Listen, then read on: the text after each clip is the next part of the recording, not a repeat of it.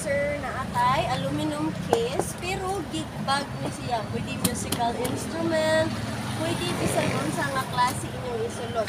Ang kanindot mong gud-ani niya mixer na atay, o ano, kanang clock. Dayon, ika-open nimo, kani siya kay pilitan lang nimo og glue. Kay pilit lang na siya sa bugo.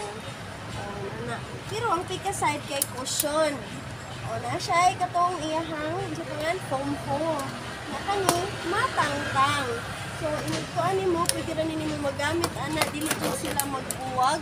Yasay magsumbol gorolo kuan. Basta hinana or pwede basta na kay ibutang sa babaw, ilig ana. So duha nakabuk mo ana dito. Dayon, very nice kayo siya kay aluminum jud super ligon bisag imo pang itagat, imo ipaligid, chuchu, unsa magbiyahe mo, magbarko, mag-airplane, dili jud siya maunsa kay dahil ang iyahang casing. Okay, so iunit lang yan nimo diha. Balik na siya pagka briefcase, no? So very nice kayo, very good kaayo. Easy kaayo ni siya dalahon, ana. So, pwede mo mo-visit kung nasad ko akong mas dagko ani. So, pwede kayo. Nasad kayo mas gamay ani if unsa inyong kinahanglan.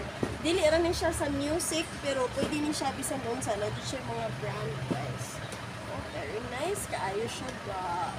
Aluminum.